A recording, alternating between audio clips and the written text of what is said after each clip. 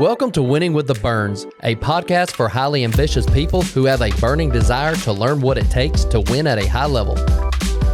Hey guys, thanks for joining us again today. You know, I'm excited today because I get my right-hand guy, I get my big brother back with us here in the studio. Nick, hey, thanks for joining again. I know it's been a minute. It's been, a couple, 3 months, man. I've been dealing with some serious nerve pain, had surgery, and it went in right here. You can kind of see the scar a little bit, but I'm back. We'll have another podcast later to talk about, dealing with pain and getting it fixed. But just I've learned a lot over the last couple, 3 months, but had to come back for this one. The guy I played high school ball for is you as well, who's, not only my ex-high school coach, but, is my mentor and I consider a friend. We talk with text every couple, 3 days. But we're excited today to learn, about, some people call him a legend. I call him the GOAT of baseball. 4 state titles in football, 1 state title in baseball. Just played for 2 the last couple years, but we'll go in all kind of different directions today with Coach Branch. So if you're taking notes, man, make sure you are listening and taking some notes because I've learned so much from this guy. He's witty, he's wise, and he's a loyalist, almost to a fault at times. But that comes from the way he was raised. And so, Coach, I just want to let's talk about let's talk about your mom and dad first. I know your mom's still alive. I know your dad passed away a few years ago. A lot of who you are, is because of the way you were raised. Yeah, absolutely. First, thanks for having me and for you to come off vacation and get back. I appreciate that. But yeah, I was raised in a so-called Army brat. My father was a sergeant in the military, 20-year man, retired. My mom, and so she had to be mom and dad because my dad was stationed in Thailand for a year, Vietnam for a year, and we bounced all around. So she had to be able to do everything. So she was a real tough lady, still is. And I had to learn to acclimate myself with every situation because I think I went to 7 schools in 12 years. So, I've been the guy, the oddball that comes in wearing the wrong clothes and got moving from Europe to Weaver, Alabama. You're kind of dressed funny, that kind of deal. So I think it really helped me as a person figure out how to, I've been the only white guy on the basketball team. I had to acclimate myself with different people. And I think I formed an appreciation for learning how to handle people from my dad, watching him how to handle soldiers, and then me growing up and being in different situations. So I think they really made me who I am. I didn't realize that, but it makes more sense now. You said 7 schools in 12 years. You have a gift of being able to communicate with anyone at any level that they're at, whether it be, a kid that's, well below average baseball player to a kid that's, going to be a D1 baseball player, for a guy that's, very successful as a doctor, or the guy that's, digging ditches. You treat everybody the same, when it comes to that. Well, that's the goal is, and I tell our coaches the same thing, relationships are what it's all about. You have an opportunity to, that if you form relationships and can connect with adults or players, then you can get them to do what you need them to do. It's so, I do think that is, I have plenty of weaknesses, but one strength is kind of being able to connect, even as I've gotten older, being able to connect with young people and getting them to do what they need to do. Where'd you, you played high school ball in Alabama. What high school did you play at? I went to Weaver High School, which is it's a suburb of Anniston, Alabama, So my dad retired in the middle of my freshman year from the military, and he retired only so I could go to high school at one school. Like, I think he would have stayed in the military till he died. But he did it. It was really I didn't realize how unselfish it was when I didn't know. But now I know. He retired so he didn't want me to bounce around in high school. So he retired. So midway through, I moved to Weaver in Christmas of my freshman year. And then I went to school there and graduated from Weaver. I know you're a pitching guy, and we'll talk about that later. What position did you play in high school? Well, I did pitch, and back then, there wasn't any arm abuse. I remember throwing 3 complete games in a week, Monday, Wednesday, Saturday. But I played, when I was in 9th grade, I played the outfield, and, I was mainly on the bench, but I played the outfield. And then when I was a sophomore, I played the outfield and third base. And then I pitched some. And then when I was a junior and senior, I was a third baseman pitcher. And like I say, I pitched like every big game. Like I say, we didn't have a lot of pitching, so I wasn't that good, but I was the best option that we had. So no, you were pretty good. You went to college and pitched. Well, I did, but again, I wasn't anything special. But I was the best option we had. So Coach ran me out there. There was no rules on number of pitches, number of innings. So I pitched a lot. So you pitched to North Alabama? Yeah, first I went to Snead State Junior College and played there 2 years, and I was a starting pitcher there.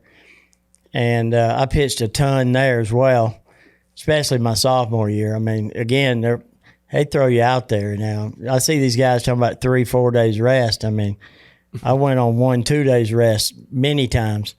That's why I can't hardly lift my right arm now, actually, too. But after 2 years at Snead, I went to North Alabama, and there I was a relief guy. So I really liked that. That was a lot better deal because you're kind of in the game every day, So, but I played there and finished and graduated from there. What made you decide to get into education? I know you got you got a degree in education. What made you decide to do that? That was, man, I figured that one out quick. I knew I wanted to coach from the minute, as soon as I realized, hey, I'm not going to play in the big leagues. Like, I wanted to be in the game, so I wanted to be a coach. And I knew that coaching was kept me in the game, kept me young, all that. First, I wanted to be a college coach, and I actually had a college job, but chickened out on it because I was getting married. But I just wanted to be a part of the game. When I was like 18 years old, I would have like a 13-year-old team I would coach. Like, I was coaching young kids when I was still like my first year in college in the summer. I'd have a team, so I just enjoyed coaching back then. So I kind of knew from the get-go that's what I wanted to do. My dad says that I couldn't do anything else. That's why I did it. He said, hey, if you couldn't coach, you'd starve to death. That was his quote. So, and he's probably right. But I've been fortunate enough to be able to have a career out of it. So where was your first job out of school? Where was your first teaching, coaching job? I was at Wheeler County High School in Alamo, Georgia, which nobody's going to really know where that's at, but that's it's kind of between Vidalia and Dublin. There's a Milliken plant down there, right, in Alamo? No, it might be Alma. Alma, that's it. That's one in Alma. There's nothing in Alamo. Okay. There's not a chain restaurant. There's not a McDonald's. There's one red light. And it's kind of like Mayberry, from the Andy Griffith Show. It's a great, people are great, small town, 1A school. And I was there 2 years, and we were newlyweds. So were you and Miss Angie married then? We got married August 4th, like that year. So I went right into football after we got married. And but yeah, Wheeler County was a great place. The people were great. I mean, they pretty much handed me a bag of helmets and balls. I was a head coach, 22 years old. I had a guy that was the football coach was my assistant, but like we had nothing. We had to do it all. So you were coaching football. Did you have any prior experience coaching football? I helped my high school when I was in college a little bit, but I played football. I had no coaching. I was calling plays. I was 22 years old. I was calling offensive plays in football. Nobody cared down there at Wheeler County in football. They're just happy that somebody's there coaching. I got that job. I tell people that I happened to be passing through town, me and the other guy. I think that's how we got the job. They hired both at the same time, football, baseball, and it was like one of my friends. They hired both of us. And I helped him, he helped me. But but it was, man, when you're 22, you're the head coach. We didn't know anybody. And we had to start. They'd won 2 games in 2 games, the 2 before I got there. So, I mean, and they weren't working. They didn't know what to do. So it was not bad. It was pretty easy to get better because they hadn't been doing anything. So we won 6 the first year. And then the next year, we won 16. We went 16-6. You played less games back then, and we had like 16 teams in the region. We had 2 sub-regions, and we actually won the sub-region, and we actually made it to the state playoffs that year. So we went from 2 to winning 6 to winning 16. And what we started doing is I made them play in the summer, like they picked. They cropped tobacco and watermelons and all that. Those were working kids, but I got them playing, and we played, and I made them do some stuff, and we ended up being pretty good. Yeah. Art Williams, who's in the insurance industry, I think he's a billionaire now. He owned a company called Primerica. He actually coached football. He's from Cairo. Got into the insurance business because he had a parent pass away that didn't have any insurance. Enough to even take care of final expenses. But he coached at Jordan High School in Columbus, and he says, you show me an organization that's getting results. He said, I'll show you a leader that's moving people. In 2 years, you went from 2 games to 6 wins to 16. How'd you end up at LaGrange High School? Well, that was really a little bit of luck because first, my dad is actually from here. My dad actually grew up. My uncle was the sheriff of Meriwether County for 32 years. Okay. Dan Branch. I mean, the highway's named after Dan, going from Greenville to like Thomaston. Yeah. You go around that square, that little circle in the town square in Greenville. It's Dan Branch, Dan and Marie. That's his wife, and she worked at the sheriff's office. So our family has actually been connected. Not me. My dad, actually is a Rosemont person. See, you didn't know that, did you? No. Yeah, my dad, he went to, I guess, Rosemont High School. But I guess that was before Troop. It would have been in the 50s, maybe. I don't know when Troop started. But anyway, he went to Rosemont. My granddad, worked in the mill. They actually lived over there by the stadium at some point in there. But, when I was a kid, we'd go over into Greenville and spend the night with my uncle. They stayed in the jail. They had the jail up top, and they had living down there. That's where we would go. So I'd been to LaGrange a bunch, and my dad knew about Coach Honeycutt, used to talk about Coach Honeycutt, that kind of deal. But anyway, David Traylor had coached at Wheeler County before me. Now, I didn't know who David Traylor was, but David Traylor, I see on the wall of the Wheeler County, had a team picture. And I looked and I saw that guy. They said he went to LaGrange. That's when he was jacked, right? He was jacked up, over 200 pounds, all jacked up. And but anyway, so he was he had left Wheeler. I don't know if he went straight, but he now was at LaGrange. So I was looking. They got a blue book that has all the coaches, the schools, and it's got phone numbers. And you can look up, and you could look up and say, hey, LaGrange High School, and list all the coaches and have phone number and all that. So I just called him up.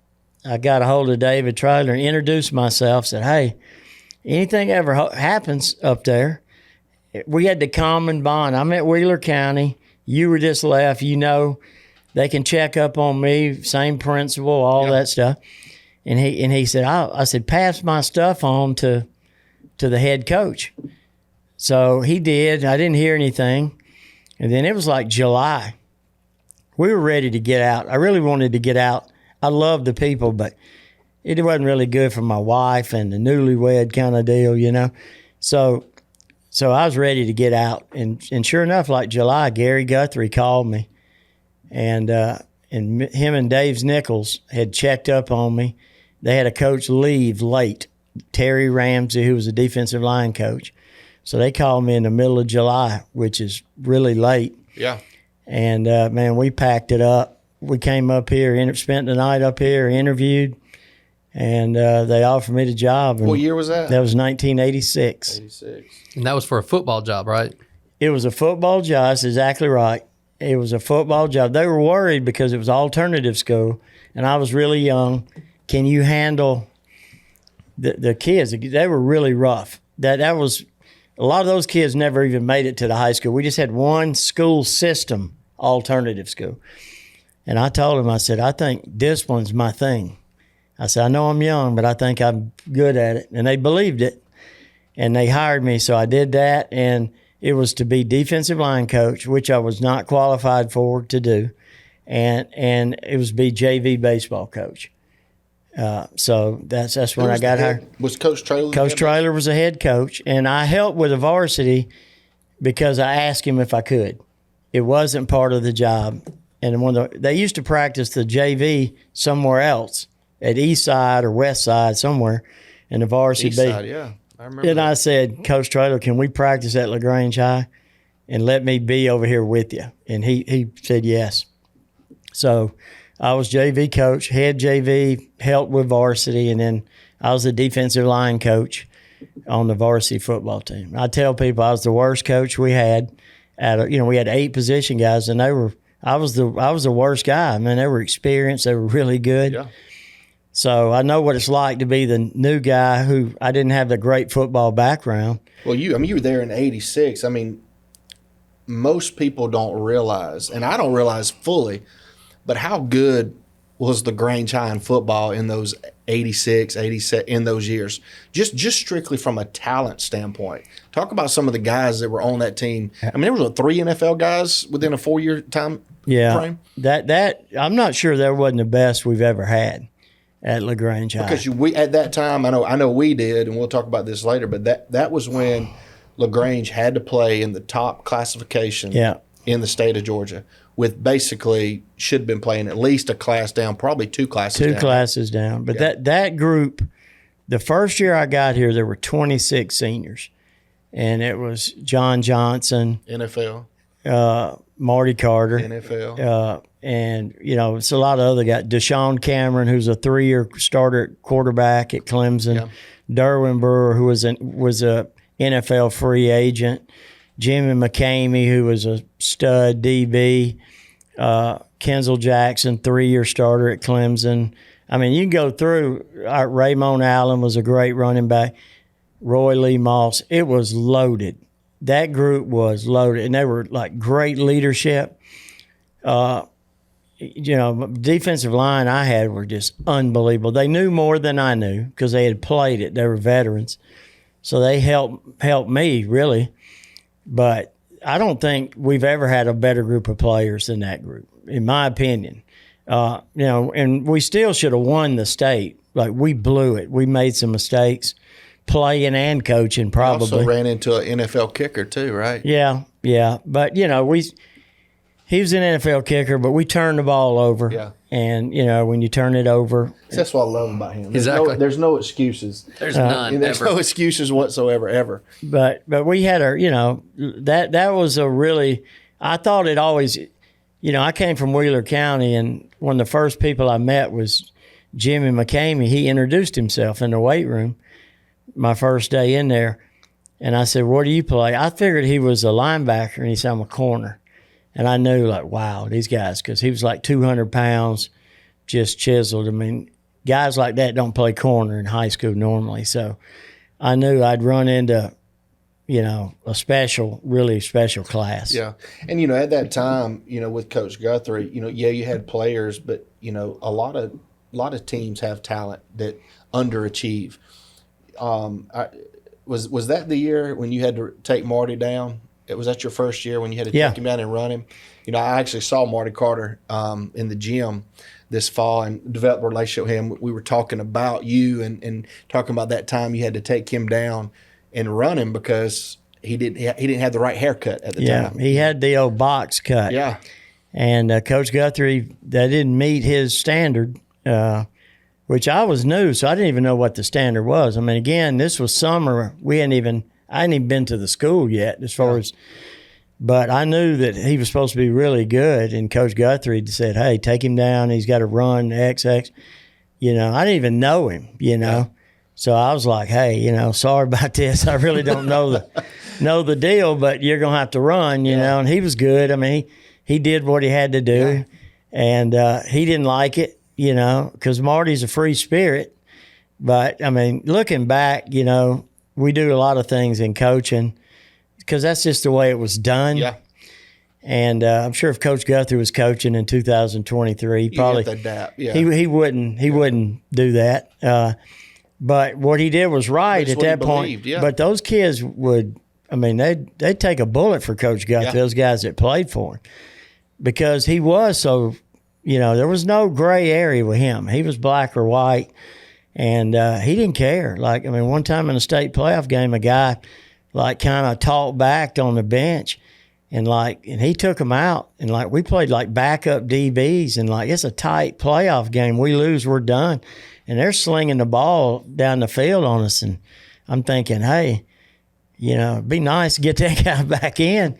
He didn't. He just stuck, and we won anyway. Which that was my example. Yeah, you do what's right, and it usually works out. Don't have discipline. Do what you're supposed to do.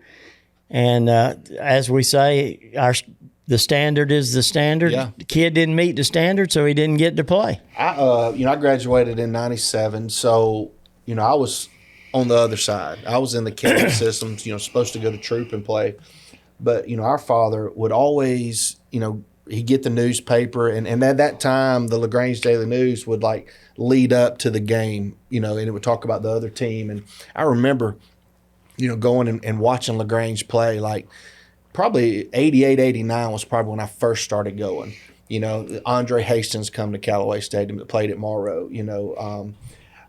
Hines Ward from Forest Park came to the stadium. But one thing my dad always pointed out, I'll never forget this, being in 5th or 6th grade.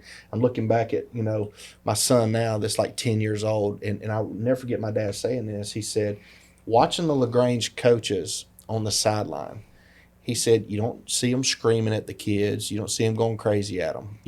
He said, they probably do it in practice. They probably coach them hard in practice, and it's more of a business on Friday nights.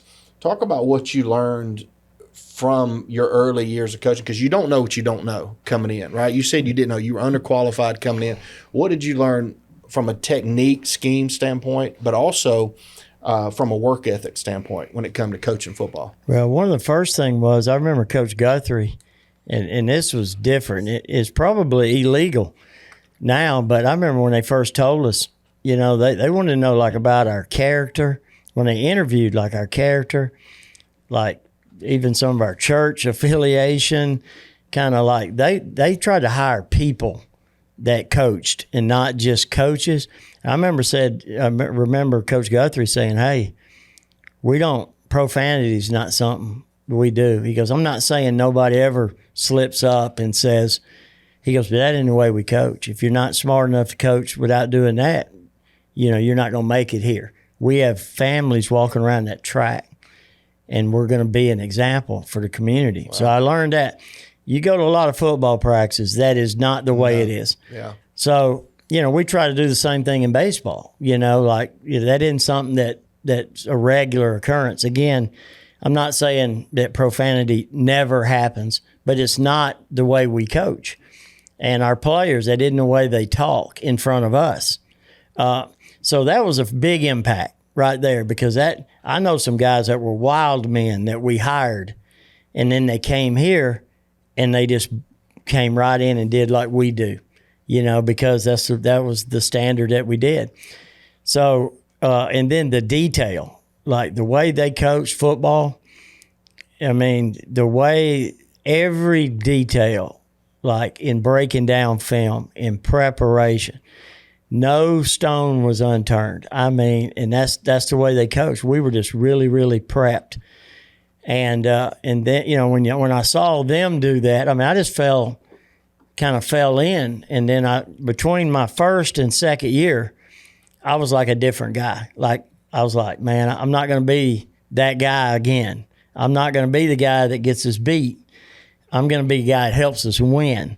So, man, I studied. I was I watched film all the time. I sat in a room with the Rob Ridings and asked questions or whatever. By the time we got back the next year, I was much better and ready to roll. But those guys were just, all of them. And then they were unselfish. Like, nobody cared who got the credit. Everybody was for everybody. And everybody was this. They did. You coach them hard in practice. In the games, you let them play. And the players will react. They'll look to you. If you look panicked, they'll panic. So you coach them hard in practice, and then in the games, you turn them loose. Now, sometimes you have to motivate in a game, but, you know, it's too late. When guys are doing a bunch of yelling during the game, that mean they didn't do a very good job preparing, usually. So, you know, I had some great mentors, John Revere, Gary Guthrie, Rob Ridings, David Traylor, Kenny Moore, all those guys were just outstanding. Coach Pardue, he came in later, but all those guys were just outstanding. Sam Pickett, who was phenomenal. I learned a lot, just how to watch film and what to look for. And some of those guys, it was like one of my biggest coaching deals was when they called me later in my career and would ask me something. Yeah. I felt like, man, I've earned enough respect that Rob's calling me, asking me what I would do, you know, and when he's preparing. Yeah. So, you know, because I was really green and didn't know what I was doing. So, but I was blessed with great mentors. How long were you the D-line coach until you become the defensive coordinator? I started so I was 86 through 92. I was 94 was my first year as defense coordinator. Gotcha. 86, and they asked me to do it in 93, and I said no. And Coach Guthrie asked me, and I said, I suggested Pardue because, you know, he was just doing football. He's really a smart football coach, and I was wide open in baseball, as you know. Yeah. And I was like, let him do it. That's his thing. And then I didn't know that 1 year later he would be the head coach. Yeah. And then he came to me then and said, I really need you to do this. Yeah. And then, you know, I didn't hesitate. I knew I was going to do that for him. Yep. But 94 was the first year. There's always sequences that happen, you know, by you saying, no, I won't take it, you know, let him do it, you know, and then a year later, you know, you're the defense coordinator, and then, you know, y'all go on a run, you know, and win 3 state titles in the early 2000s. How long were you the JV baseball coach before you become the head baseball coach? All right. So it was that would be 87, 88. So 2 years. Okay. I really was like varsity. I was JV coach and kind of volunteered. And then the next year I was they had a JV coach. So I was really a varsity assistant the second year. So, and then 89, actually what happened was a couple of places had called about asking me to interview that we played in Clayton County schools. We're looking for coaches. And one of them was Clint Burton, who used to be really a Hall of Fame guy, was at Fayette County and North Clayton, really good coach. And Clint had called Gary and said, hey, we need a baseball coach. So I was getting a chance to maybe leave and be a head coach. And Gary called me in and said, hey, you don't need to go. Coach Traylor's looking at getting out. He was just waiting for the right time. So that was pretty much when they switched me over. It's like because I'd got a job offer, and David was really wanting to get out. Yeah. You know, he just wanted somebody that he trusted to do it. And he felt good about it. He even stayed and coached the JV for me. Yeah, yeah. So we had a great relationship, still do. But, I mean, he's like the most unselfish human of all time. But anyway, so that's kind of how I went into it in 89 as a head coach. When did y'all start turning the corner? I know like in 89, 90, Shannon Snyder was on that team. Well, 1990, right? 1989, we were like 500. Okay. Now, we were not very good before. You know, there wasn't much tradition. No, it was Troop. I mean, around here it was Troop was really good, yeah. and there was a lot of good players at LaGrange, but it seemed like summer or Legion and summer ball had more importance at LaGrange than it did maybe at Troop. And we tried to change that. That was kind of one of the things I wanted the guys to say, look, high school's a big deal. And getting beat's a big deal because we used to get beat and it didn't seem like it mattered when I was an assistant. So I was hoping to change that.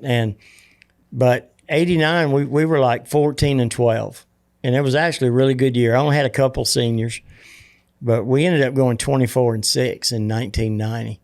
And I mean, we won 14 games in a row. Who was on that 90 team? Who were some Oh, of the names man, on that 90 team had Brian Thompson and Shannon Snyder and Charles Green was a freshman, Kelvin Davis. Tyson was a freshman. Dax Norris, Trent Price. We started 3 or 4 freshmen. I mean, it was Mike Berry. That was an athlete. We had a ton. We were very, very athletic. We were very good. And we ended up, we went from nowhere to being really good. And we lost to Evans, who had won like 50 games in a row, and we took them to Game 3. We beat them, and in Game 3 they beat us like in 8 or 9 innings. They hit a home run, like in the 9th inning, and beat us 2-0. Oh wow! Charles Green struck out 14. He was a freshman. So, but they were like the powerhouse, and we took them to the brink. And when you say that, I mean, again, for people that are listening, that was the highest classification in Georgia. Oh, yeah. That's like 7A today. Yeah. Evans was the best program in the state and one of the best in the country at the time. So that was when we kind of said, all right, we're here. We're going to be good. And we ended up kind of being pretty good through the 90s, most of it. Yeah, really good through the 90s. I remember, just going and watching and, some really good teams, would lose in the Final Four, Elite Eight. Yeah, it was, I hate it because I always tell people, I wouldn't trade the experience that we got, but I hate that those guys, just because you get to the Final Four and you don't win it, you don't have that, people don't respect it as much as if you win it, yeah. Even though you're like 4A or instead of 7A or whatever. And those teams we had in the 90s, 91, 92, 93, 94, 95. Like you go through all those teams, like we were really good. I mean, if we're 2 classes down, I'm not sure who can beat us. Yeah. So it's sad because we might have won 5 or 6 state championships. But again, man, we could say we were lining up with Parkviews, Lassiter's, Sprayberries, all those people, and we're toe to toe. Toe to toe. And we would have 1,000 students, and they'd have 2,600. Yeah. So I'm really proud of those teams. Again, I always hold them as some of our better teams that people really don't know about. Same in football. Our 96 team was a really good team. And we didn't win it, but it wasn't like we weren't good enough. Yeah. I'm sure we'd have probably had a good chance to win it if we were in 2A. Yeah. 2A teams wouldn't even play us. So I'll just put it to you that way. That in baseball or football, they didn't want to play LaGrange High back then. So I feel pretty good. We had really good players. So what year, so that was in the 90s, really still good in football. What year did we drop down to AA? Was it 2000? Or? 2000, 2001, because I graduated in 2000, and we were still, my senior year, we were the highest classification. So going into August, that's when it reclassified. Fall, that's right. It was fall of 2000. Okay. And we had it looked bad. The only bad thing about it was we had a bad year in football in 99. But this was in the works anyway.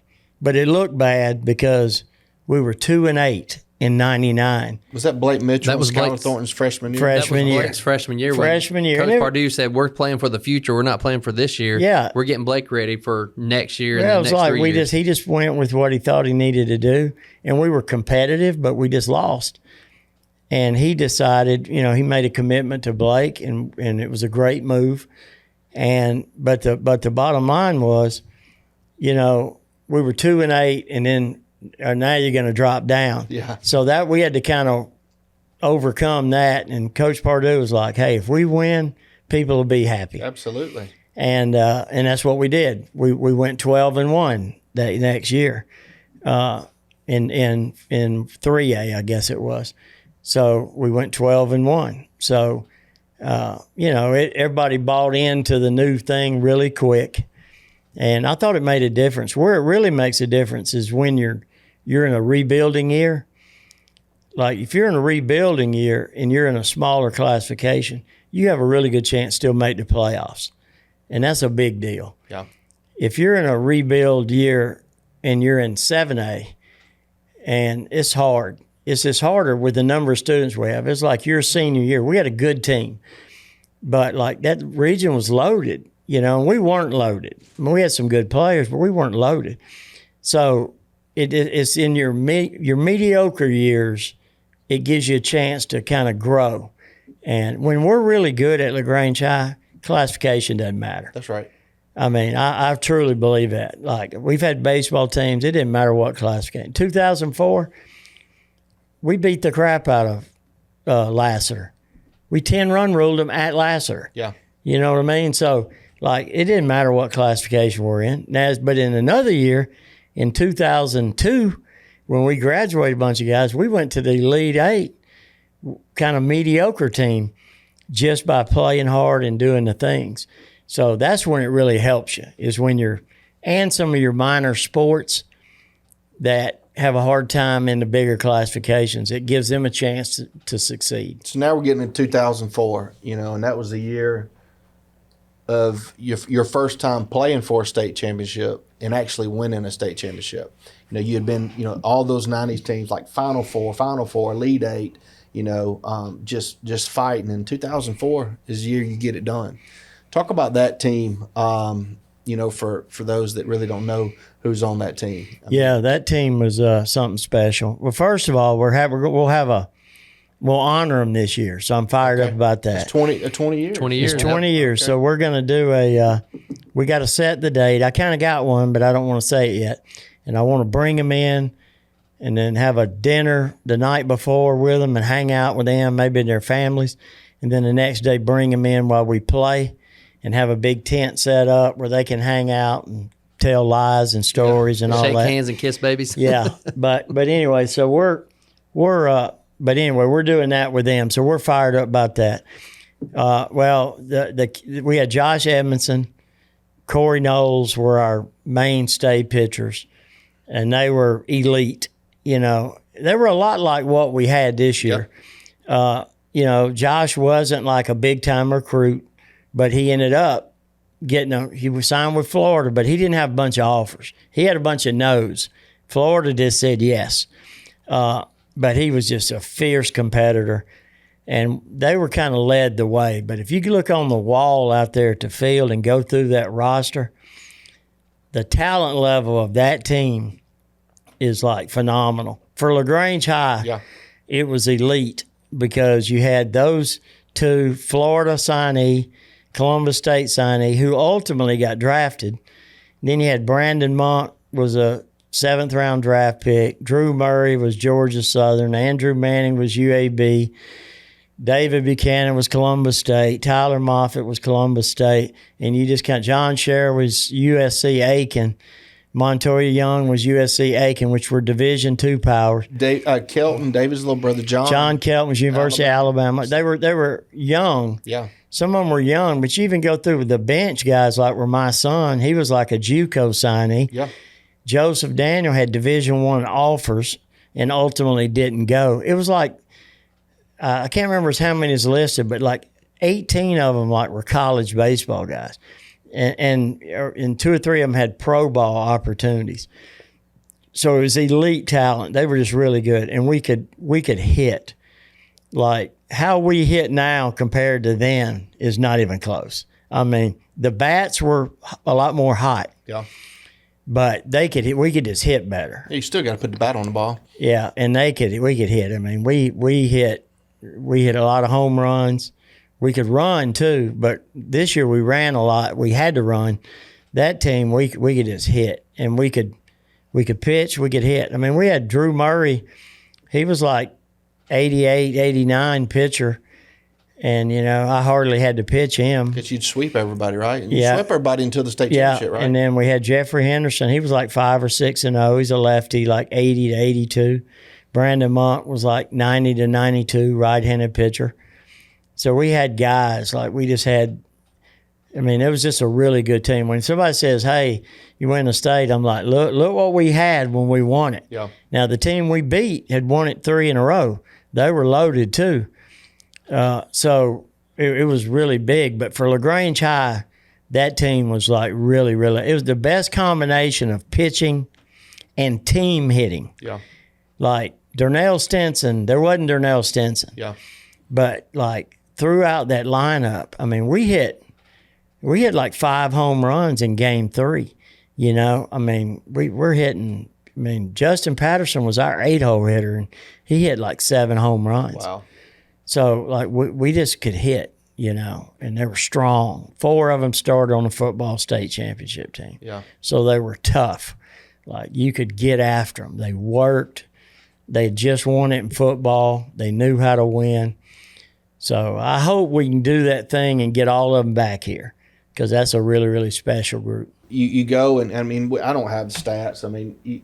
You've won a lot of ball games. You had an opportunity to be the head football coach when Coach Purdue went to Kentucky. When you retired, and you started doing some travel ball, leading a travel ball organization.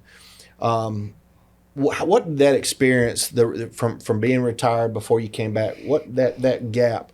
What did you feel like? How did you benefit from that? I definitely benefited. It gave me the view. My impression of travel ball changed, because I was really negative before. I was you're kind of defensive, actually, because I'm like, you think that, the travel ball guy's going to go, hey, don't do it that way, do it my way. You're going to have that kind of battle going. And that really doesn't have to be that way. Instead, I need to work with them. I need to partner with them when I can. And then maybe we can get the best out of the kid if he sees that we're together. So that was the first thing. And then I also got to see, like, from the parent standpoint, like how these parents think in this travel baseball. I was kind of amazed, actually, how out of touch really they are with how this thing really. They're going D1. They're going pro baseball. They're playing pro ball 11 years well, old. the deal is I still think that you should want to win. You had a really good team. So did you. Both of you guys had good travel teams. But, like, how little that really matters to the high school coach. Correct. Like, and that was like, and I would tell him that. I said, I don't mean it bad, but if Nick Burns' players, when they hit it, they run full speed, and they know where to line up, and they know how to act, and they say yes sir, no sir, and they have some basic mechanics, I'm good. I don't care if they've won 3 fake rings at those tournaments they go to. And that's what I always told you guys. And I'm starting to get your guys now. They're coming up. Yeah. I already got yours, and they have been coached. Y'all did win, but you also got whipped some too. Of course. And so, like, that really doesn't matter to the high school coach. Like, I want them to win because I want them to win, not because that helps me. And I want them to win like Shannon Snyder coaches 5-star. I want Shannon to win because that's important to him, but that doesn't mean anything. It didn't help LaGrange High, them winning. He's helping our players get better. But I was kind of understanding how the parents are coming in this thing. That gave me an insight of how, when they get there, how they needed to be guided a little bit and break down kind of the relationship of how it's going to be in high school compared to how it is in travel. And so I really, and this being on the other side of the fence, watching LaGrange High play, man, you learn a lot. I watched David Smart. I learned a lot watching David practice. He's a great coach. And watching, seeing how other teams work. I went over and I watched some other teams practice. I got to be around. I watched Parkview practice baseball. I would go around with Shannon. We'd visit other deals and try to recruit players. And so, I learned a lot by watching. But a lot of it, like I say, is about just kind of the relationship between travel and high school can be awful or it can be really good. And I was determined I was going to make sure we were going to make it good for us. And I'll talk about that a little later about how you do mesh those together, because there's a lot of schools that don't. There's a lot of high schools that allow the travel team, the one-on-one workouts in the off season. They don't work like you guys work. But when Coach Smart, who I think a lot of, I think he's a heck of a baseball coach, I liked him as a person, when he left and started at Denmark with their first year that they had a school, I remember where I was, and we were flying out. I was on the trolley headed to the airport, and I found out about it, and I called you up, and I think I dropped a name or two. I was like, we need to call them to be the next coach at LaGrange. And I remember, you saying, well, what if I want it? Yeah. And I was like, whoa, that's a different conversation. What made you want to get back into it? That's a good question. I'm really not sure. I kind of just felt like I was a little bit, you kind of get bored a little bit. I like competition, number one. And in what I was doing, there wasn't that same level of I love like getting players and bringing them up, kind of raising them up. And in travel, I wasn't getting that. It's just a different kind of vibe. Yeah. It's a money thing. It's not it's not the same. So, and I was around and I kind of knew those kids a little bit, and I really felt bad, just the situation, the way it happened. And I like it when they're kind of not good. Like, that's kind of my thing, is like, if they're bad, I like to kind of go in there. You weren't coming back to a loaded team. No, no man. They were like 9 or 10 and 20 something. Yeah. So I knew they weren't very good, and so I thought that'll be a challenge, So, and at first I just kind of hit my, David actually mentioned it to me too. Hey, would you, and so it kind of crossed my mind. And then I first I'd talked to my wife. Yeah, I remember that phone call with me. You were like, I think I want to do that position, but I need to talk to Angie first. Well, the deal is she paid her dues. I hadn't mentioned her in this whole deal. She's the MVP of the whole thing, because the hours we used to work and the stuff we used to do, and it was year round because we had summer baseball. It never ended. So she did all the sacrificing and with the kids and all that. And I brought the kids with us as much as I could, and they turned out well. But so first thing was talk to her. And she was like, hey, you want to do it, do it. And I had to talk to my boss, Lester, who was the travel baseball guy, and said, look, I'll still be able to do that, but can I do this? Are you okay? And he said he's good with it. And and then Mr. White and Coach Pauly, I said, I'm not calling them. You know what I mean? I'm not. So somebody told them, hey, you need to call him. Yeah. So they asked me to go to lunch one day and just asked me, hey, you have an interest? And they said, we don't want some 1-year guy, 2-year guy. And I said, I wouldn't do it like that. Like, that isn't what I am. I'm not that patchwork guy. Yeah. I like to build, with the staff, build a program where it's really good and sustainable. And then my question to them was, are you going to let me do it like I do it? Like, somebody's mama calls and complains about me doing something. Are you going to make me talk to them? Or are you going to say, Coach does it like he does it? And they said, look, you can do it just like you've always done it. I just need to know because I do it different. And I'm not going to meet with parents about baseball playing time and all that. Yeah, give us that. I'm hate to interrupt, but I want this to be said. Kind of, the parents that are at LaGrange High School right now, they get to experience your preseason speech every year. And that was one of the things that I know that I was attracted to when I went to LaGrange High, because I knew that you were going to play the best. You were going. It wasn't LaGrange High School has never been, from a parent standpoint, big booster club. I mean, we got a good booster club now, but before there wasn't a big booster club. Parents didn't have any influence, and it was because you run the show, you run the program, you coach the kids.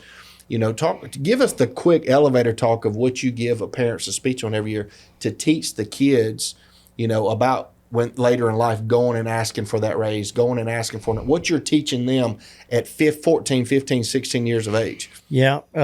In fact, I had a kid transfer from Lafayette Christian the other day, and it was this week. And when he showed up, I said, hey, get your phone out. And he said, yes, sir. And I said, put my number in it. And he did. And I said, from this day forward, I don't want to hear from anybody other than you. I said, now it's me and you. I said, if it's an emergency, some family do, that's different. But just I don't need, if you're going to be late, I don't want to hear from Uncle Joe or Grandmama or whatever. I said, you're speaking for yourself. You got an issue, you got a problem. So to me, that's a big deal. Yeah. I think it's a huge deal to get kids to learn to stand up for themselves, to speak up for themselves. If they got a problem, you come see me. And you're respectful. If you got a question, a concern, just like in your job, you should do that. If you want a raise, you should do that. You don't call mommy, doesn't call your boss, and ask for a raise for you. You got to speak up. So that's a big part of what we do. So our kids, I never hear from a parent about like that kind of stuff. Now, where I do talk to parents a lot would be like injuries. Yeah. Like I'm communicating. I'm an over communicator, and I tell our coaches, you should over communicate. So like I'm going to talk to parents about big things. You got kids got in trouble at school. Kids got trouble, there's an alcohol deal, something big. Yeah.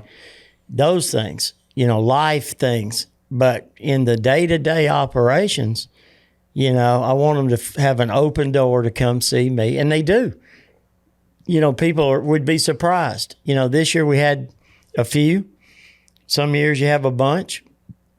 I've had them where they're right. That I said, I think you're right. When they quit, they said, John Kelton said, Coach, you got me bunting all the time, and I'm one of our best hitters. I've grown up now. I'm not a ninth grader anymore. And I said, I think he's right. He's like 11th, but he's not a bottom of the order guy. Yeah. He said it respectfully, but I looked and I said, I think you might be right. I probably do need to let you swing. You and Derek are like our best hitters now. Yeah. So like I'm not defensive, and I try to tell our coaches, because I got some young, don't take like an opinion defensive all the time. It can be respectful or a question. I have confidence.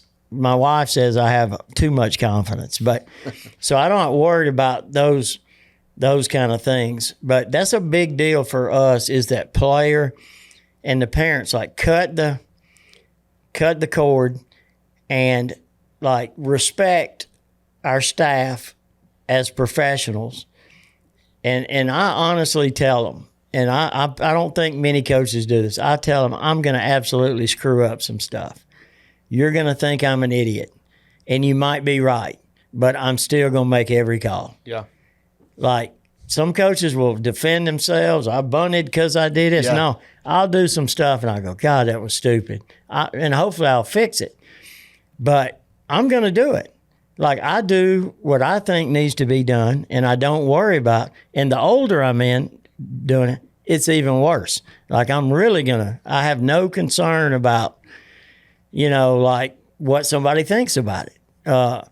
My staff, yes, but I'm pretty long long-headed and bull-headed. Your brother knows there. He's kind of in the dugout. That, I just think you do a certain way. And the parents, they kind of know. Like, to me, I would respect somebody going, he's going to do it. Like, that might be crazy, but, Yeah.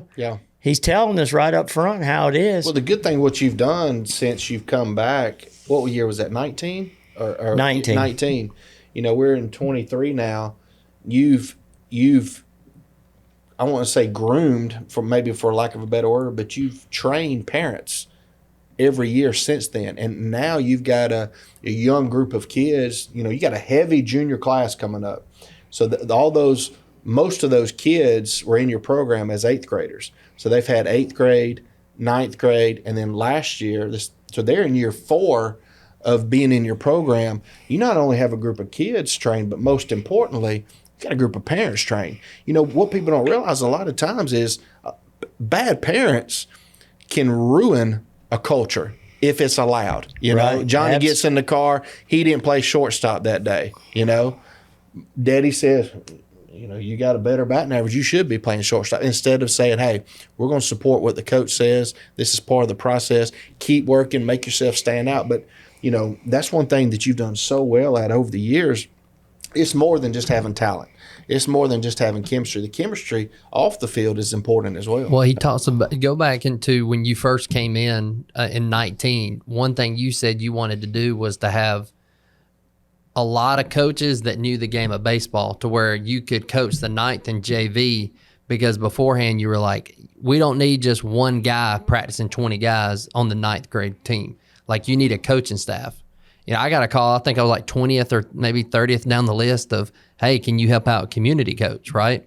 But now you've got a staff of, I know 8, you might even have 9 now, to where you have 4 guys that are with a JV 9th grade, and then you got 4 guys that are with the varsity, because you instill a lot of leadership to making sure that whatever 9th grade, it's a program. We've seen programs over the years where like 9th grade doesn't do what varsity does, and they get to varsity, and it's not a culture of a good program, but it's like you instills like, hey, when they come to the varsity field, they should know how to do this. They should know how to do it.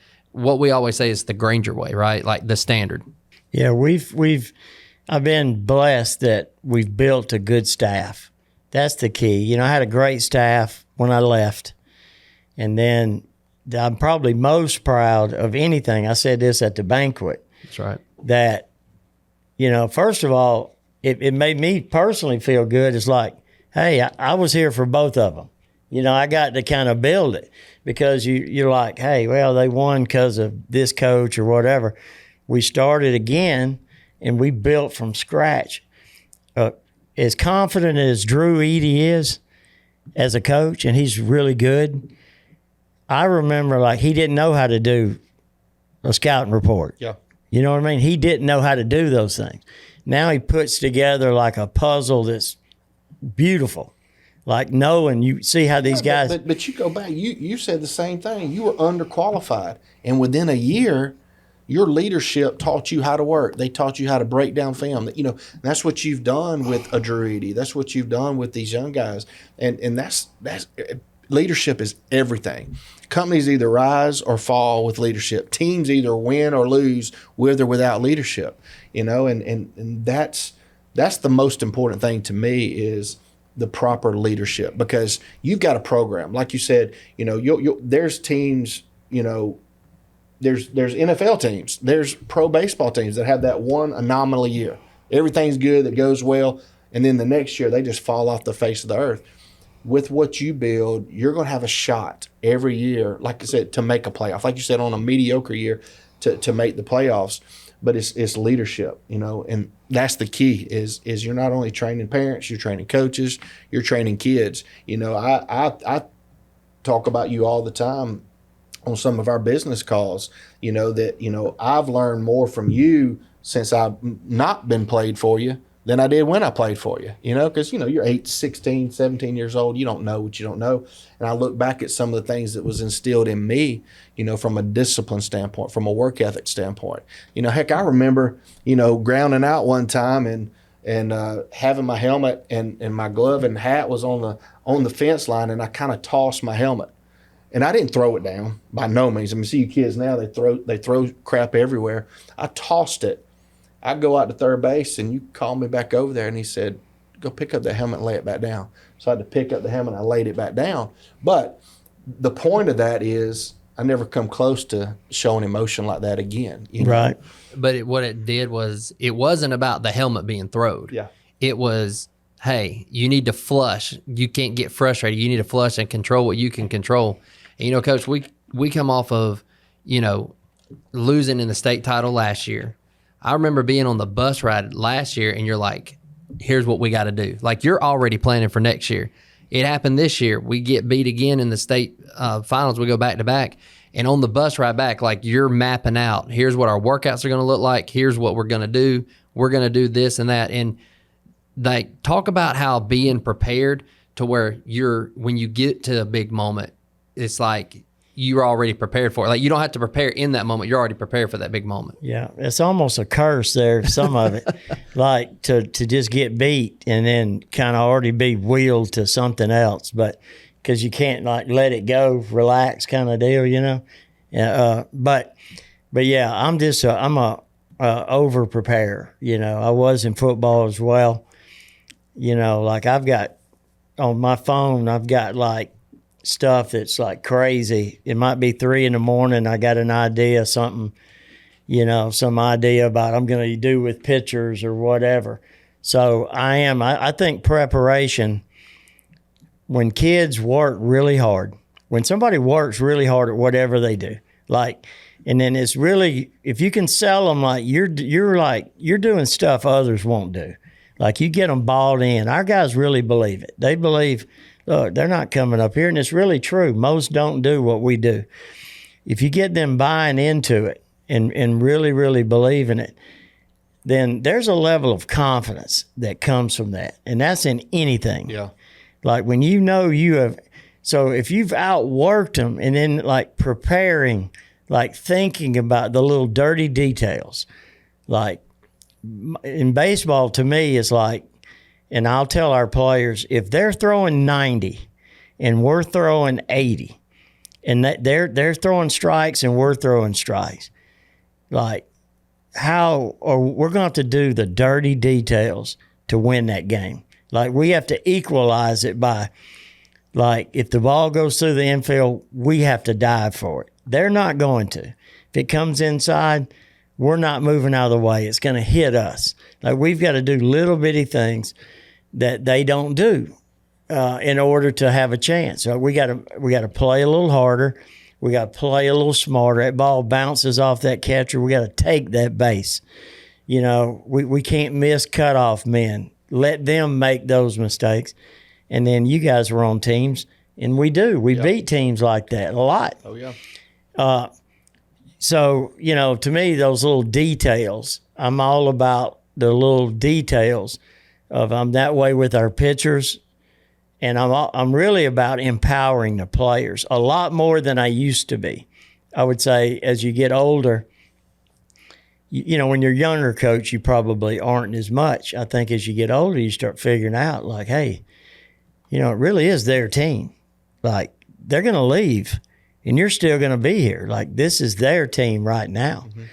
And you kind of convince them of it and get them bought in it. And then it's like, they're your coaches. And then you get them going, hey, why didn't you dive? Instead of you saying, why didn't you dive? You know, I used to have to say, why did you dive? Yeah. Now they say it. Yeah. And then when you hit a pop-up and you don't run, and they go, hey, get your butt down the line. We run. Yeah. You know, that's when you get good. That's what you've always said, is a player-led team is like, if, let's say, running the weights like you are this summer, if you leave the weight room and you come back in, and it's just running, they should still rotate. Like, they should still get their reps in instead of waiting on you to say, hey, move. Because now it's like you're instilling leadership and ownership into the players, to where now, to your point, they believe that, hey, this is our team. We're taking ownership of what we're doing. Right. And they won't let anybody screw it up. Like, you don't let anybody in that group screw that team up. Like, that's when you got like a real strong core of leadership. you're not going to let these guys, like some guy who doesn't buy in, like they're going to make him stick out like a sore thumb because they're going to challenge him. Yeah. And that was the beauty of this year's team. Those seniors this year were incredible. Oh, yeah. They were. First of all, they had incredible parents. Yeah. We graduated 5 players and a bunch of parents that were who were servers. What can we do for you people? So, it hurts to lose the parents, much less the players, much less the talent, just the leadership. Trevor Booten, as good a leader as I've ever been around. He was like a coach because he didn't care if he hurt somebody's feelings. When you say what's right, do what's right, ultimately the people respect it. Yeah. But if you're scared to, I'm going to hurt his feelings or whatever, but he has no fear of that. So he was that way, but he really didn't have to. Once they got going, it was just, they were like a machine. And so far it's kind of rubbed off. This summer, it's like they're kind of just rolling on. Kind of talk about that because, I was watching a game this year, and when I say the Grangers end up sweeping this team. And I was talking to a parent, and I was just, talking about how all the off-season work that LaGrange High does, from the summer and the fall. And he just kind of looked at me like cross-eyed, like I was crazy. And he said, this team, they practice in January when, the middle of January, and once the season's over, it's all up to your personal trainers or your travel ball coach for you to work. And he said most of our guys play in the fall. He said, we don't do anything in the off season. What does LaGrange High do in the summer? What does LaGrange High baseball do in the fall? Yeah, I really think that's been the key to the whole thing, because I tell people that I don't want to, it's hard to say a percentage, but like I know pitching wise, 75% of what we do is going to be built from August, really from now. Like I worked with some pitchers yesterday, from now till January. And then it's just kind of piece it together once the practice starts. But we lift 4 days a week right now in the summer, starting as soon as school's out. We lift, and a lift for us is an hour and a half, and it's hard. We lift, and then we do plyometrics. They're jumping, they're bouncing, they're running. We got these new ropes. We're doing this stuff. It's hard, and they like it. Like we're averaging about 30 kids a day. Wow. Look, 10 of them are in football. Yeah. It's almost every kid is there. The only ones that aren't there are because they're playing that day. Everybody's coming every day, unless their team is playing. It's been incredible, all the way down to 8th grade.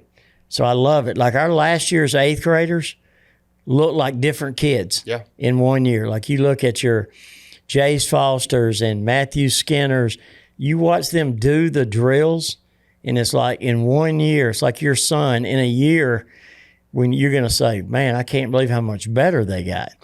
But anyway, we do that 4 days a week. Tyler Eady kind of heads that up. We go over a good plan. And our coaches are there, and it's an hour and a half a day, and it's hard. It's a lot more fun not to go. Yeah. It's a lot more fun to go swimming. Yeah. It's a lot more fun to go to your girlfriend's house, all those things, but they go. A lot of times they go, and then they have practice, with their travel stuff, or they're playing. If they get home at 2 a.m. from their travel on Sunday night, they come Monday still. Like we've built that. It wasn't that way in 2019. Now it is. Once we start fall, we let them get a week or two of school going, get acclimated, and then we start 6 a.m. 4-on-1s. You can work four players and one coach. Okay. That's according to Georgia High School. So each coach kind of has a specialty, an infield coach, an outfield coach. Like I coach all the varsity pitchers and some other young ones, and we do 30-minute increments. So like your son may have catching from 6 to 6:30 Monday, Wednesday, and then at 6:30 he may have hitting from 6:30 to 7, and then he might have infield on Tuesday, Thursday, and his time. Like if he plays football, it's going to all be in the morning. Yeah. If he doesn't play football, he may have morning and afternoon. It seems like a lot. It's not that they do a lot, but it's not like where you hate it. Yeah. You know what I mean? It's a small, like you're getting a couple hours of baseball. Plus they're lifting during the school day. They're getting a great lift, an hour and a half block schedule. They got that going on. Plus they got and a good protein shake at the end of that. We always do that. But they have but it's not as much as it seems. It's harder on the coaches than it is the players. Oh, yeah. Because, like Drew Eady's coaching football. So he gets there at 5:30 and he's doing that, and then he's teaching school, and then he's got football. For me, I'll do pitching in the morning, and I'll do some pitching in the afternoon. And then we'll do that for like 6 weeks. And then in 6 weeks, we'll start long toss.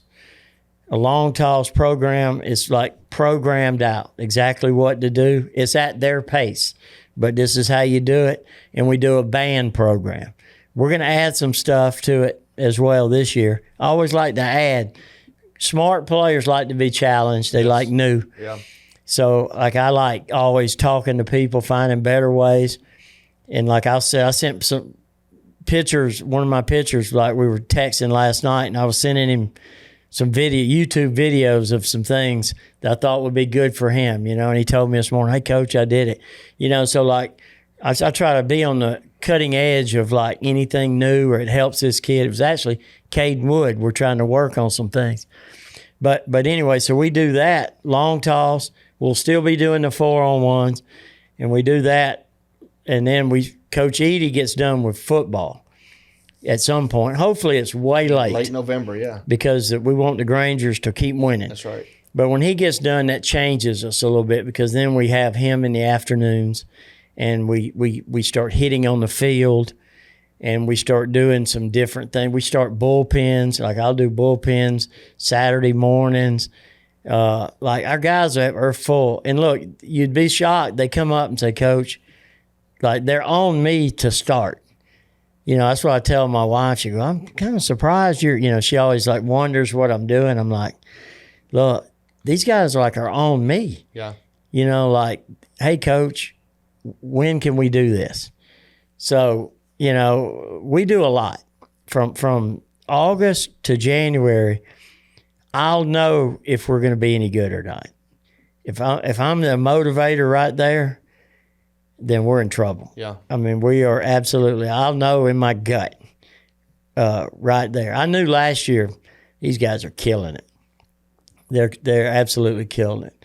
So I knew that, hey, that part's ready to go. These guys are bought in, and these guys are killing it. They're outdoing last year's group in the weight room. So they're killing it.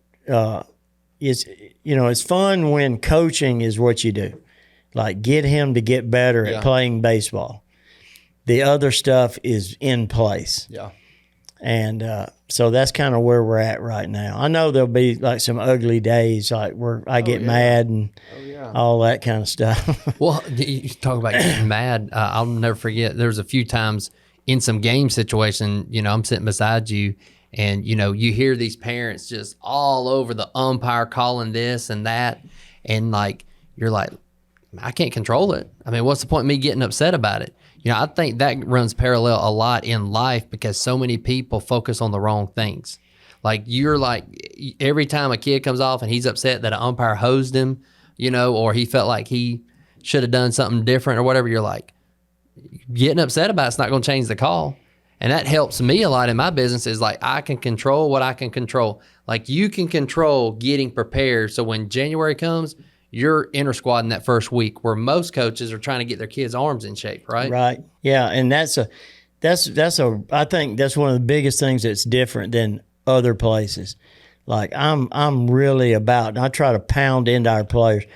These players and parents, they don't mean to, but they're looking for an excuse. I mean, you're looking, why did I fail? It can't be because of me. Yeah. I mean, that's a natural reaction. I mean, it cannot be about their little boy screwed it up. Yeah. It can't be. It's got to be the umpire. Something happened. So, like, we knocked that out quick. and that's like we'll enter squad and they'll get hosed, and I'll yell at them, and I'll say, hey, our catchers will call balls and strikes in the inter squad game, and they will hose them because they're catchers. Yeah. And I'll go, do you think that'll happen during the year? Will you get hosed on a call? Hey, you rubbed off on me. One of my son's friends was at the house last night, and he's playing Dixie Youth 10-year-old baseball. And I was asking him, I said, when do y'all play? And he said, Friday. I said, who you playing? He said, Perry. I said, they're probably going to be one of, because at that 8, 9, 10, Perry's always good. Yeah, they're pretty good. At that age group. And I said, you think y'all going to beat them? He said, I think so. He said, we should have beat them last year. I said, what you mean? He said, well, we had a rain delay, and then they beat us. I said, so they didn't have a rain delay. That's exactly what I said. I said, I love it. See that comment by him real quick. I said, did Perry have a rain delay too? And he looked at me like I was crazy.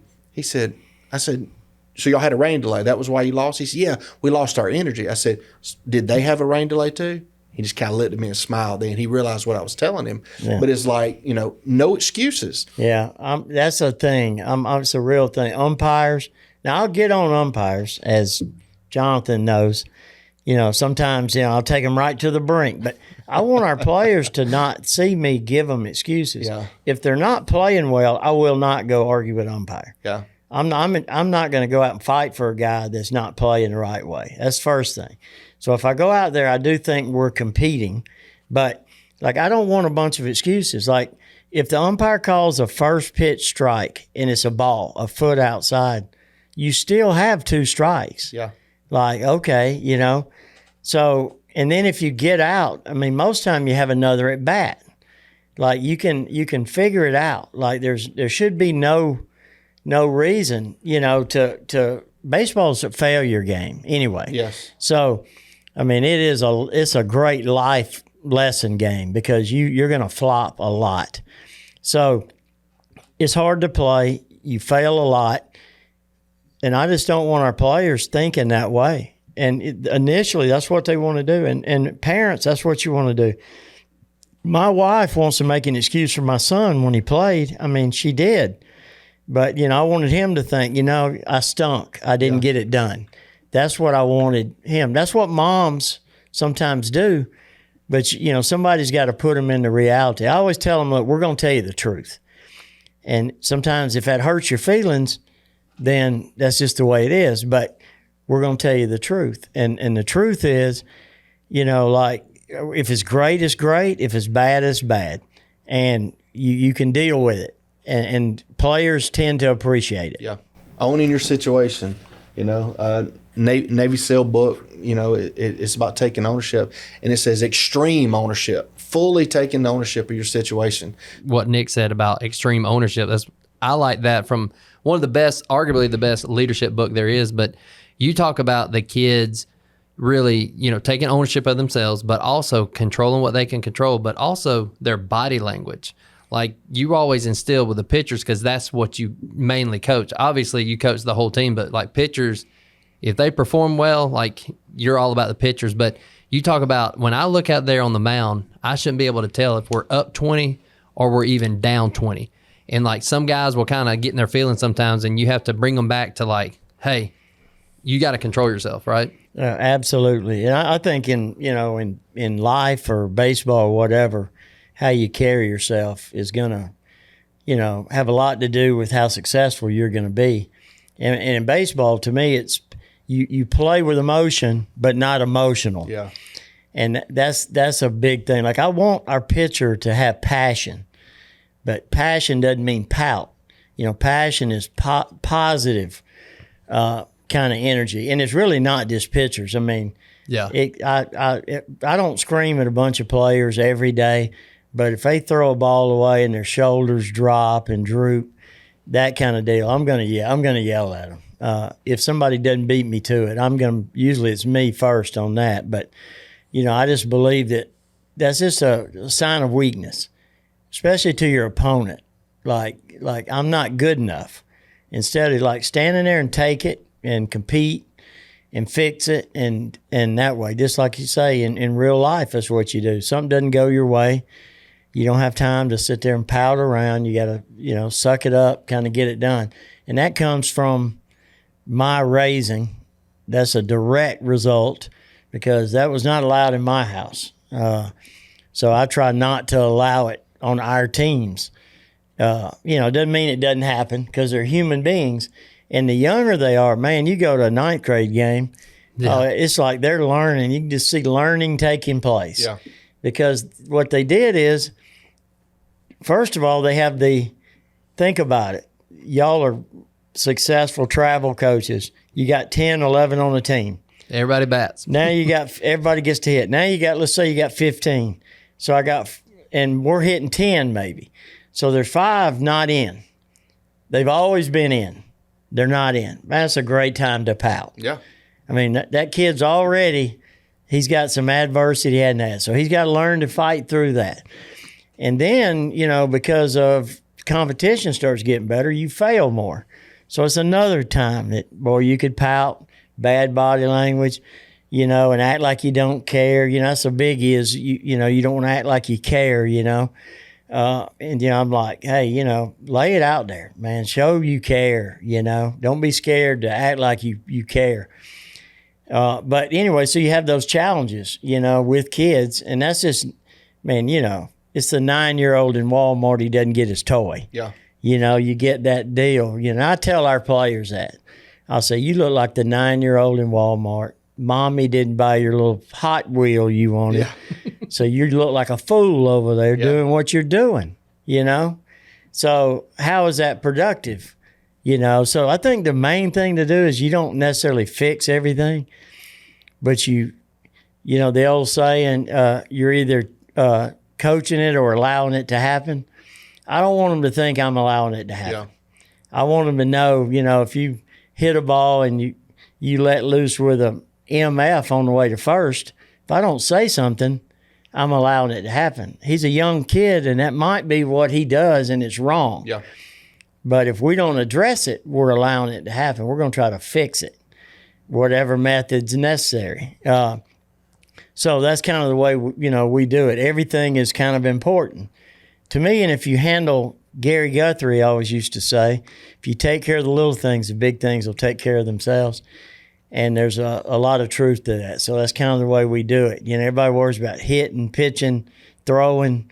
And sometimes when you deal with like the people part, they play for each other. They play the right way. They play with great effort and passion.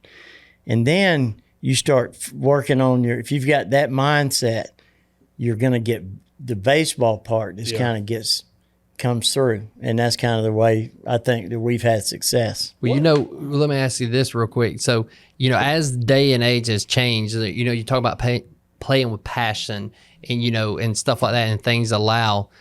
I remember, I think it was last year, the day and age we live in where like players just like to run their mouth to the other players. Like they like to jaw back and forth. And that's one thing you don't allow because I'll never forget a post-game speech. You're like, look, all that mouth running, did it help them put runs on the scoreboard? And it's like, because they got so focused on running their mouth, they actually forgot the baseball game was going on, Well, kids are usually, they really can't do two things at once. Like I think our guys, they need to focus on what we need to do is what you're doing helping us get the job done, whatever our task is at that moment. And running your mouth really probably didn't help us. Now, look, when I played, that's how we played. It was a different game. Like, I was as good as there was, like running, getting on the other team. Like, I was about it. So, because that's kind of my thing. Because that's the complete opposite of what I would have thought. Oh my God, I was bad. I'm in the bullpen at North Alabama. Hey, if I think I'm not getting in that day, I mean, I'm going to tear up that left fielder, right fielder out there. I have him ready to jump over the fence, but that's the way we did. And they did it to you. It was nasty, I mean, if you slid too hard, it'd be almost it was just a different mindset. But what happens is, and nowadays, like kids can't handle like that. Like if they start jawing, then it can get out of hand. They can't focus on. So we try to break it down. So I don't want to think, hey, this guy's a bad guy because he's running his mouth. Like I say, I did it big time. So, but it was part of it, you know. But our guys, you know, I think you ought to focus on what we do. If you focus on, and I don't mind like a little flair with it, as long as it's about us. Yeah. Like, so if I get a big hit and I turn back and I look back towards our bench and I do it, it's like when you do stuff at the other team, I have a problem. I don't want them doing it, and I don't want our guys to do it. So, like, because then it becomes a show. You're not really about the team. You're about, like, you. So, like, if I love celebrating together. Like, in football, you get a big hit. Instead of standing over him and, you know, all that, like, all the guys come in and they rally each other. Like, we were about that. Now, hey, sometimes did they do the other? Absolutely. But again, it was coached. Like we handled it, you know. So, you know, that's a big part of, you know, and a lot of people now, I see a lot of teams, they're not under control, and it helps us. Yeah. Like they are not, like they don't have the discipline. I mean, we win some games because our guys kind of stay the course. The last 2 years especially. Adversity, we just kind of keep plugging. And our kids are really mentally tough. And that's a big thing to us is mental toughness. Yeah. And so that's part of mental toughness. You had a really good mentally tough team this year, you know, and last year. And was this the first year that you didn't have to go old school when it come to a practice where all you did was run? You know, and for the people that don't understand what I'm saying, you know, I had it done to me several times. If you played for Coach Ranch, you know exactly what we're talking about. You know, I'll never forget a spring break. You know, we were like 1, 2, 3 in the state all year. We had no clue. We were 1, 2, and 3 in the state. There was no social media, but we were top team in the state all year. And, you know, we had a Monday, Wednesday, Friday schedule during spring break. You know, all our friends are at the beach, spring break, and, you know, we're playing baseball. We're playing Carver. You know, Carver's unbelievable football talent, really good in basketball down in South Columbus, just not very good in baseball. And it's one of them deals where you run rule them after the, you know, second or third inning. But we didn't run rule them until like the fifth. Darnell Stinson, who was a, you know, second-round draft pick, struck out 3 times this game. We won 17-2. Okay, we won 17-2, but we practiced for an hour after the game and ran for an hour after the game.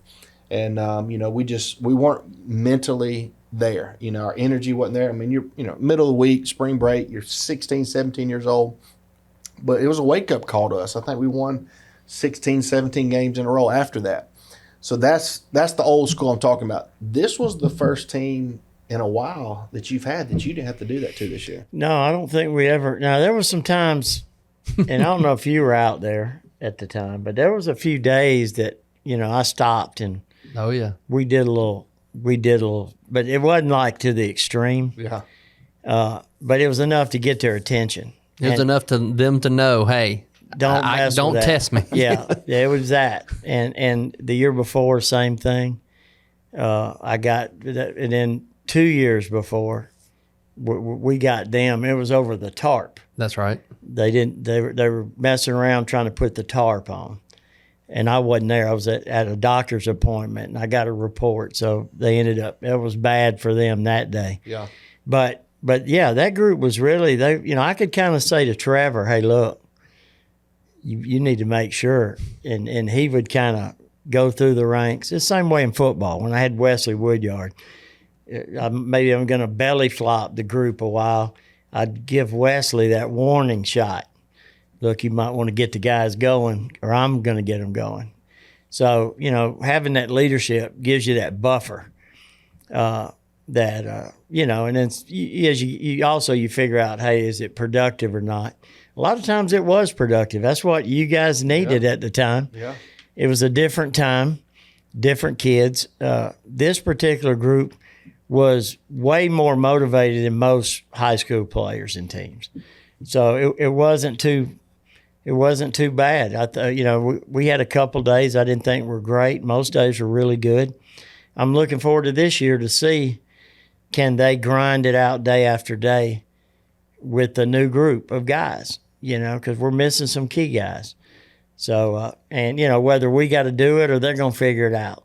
And hopefully they'll figure it out. I tell you, we could do story after story after story, and we could talk about all the little nuances. I'm just thankful that I get a front row seat to watch, the discipline and the hard work that you instill, because it correlates and runs parallel in our business, like the little activity, handling the little details, controlling what you can control, and, play with emotions, but don't get emotional about it.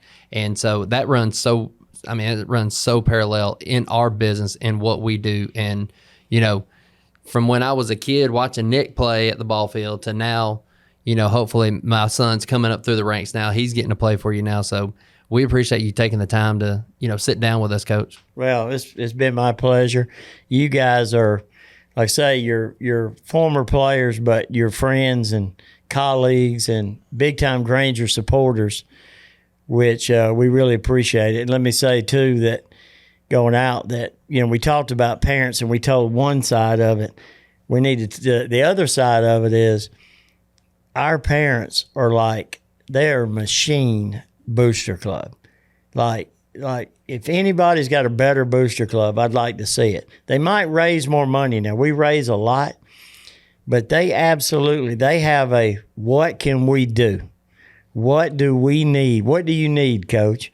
It's not like, well, we can't, it's like, we're going to make it happen. Hey, I want to buy this. All right, we'll get it done. And man, it is not like that. I mean, there was some time when it wasn't like that at LaGrange High.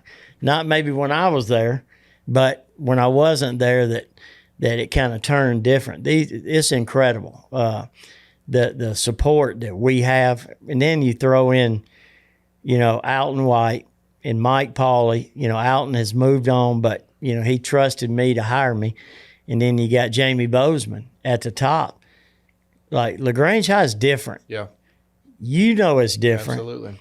And I don't mean that bad about anybody else's school. No. But it is different. Yeah. And when I say different, I mean like good, different. And it's different because of the people. The people are different.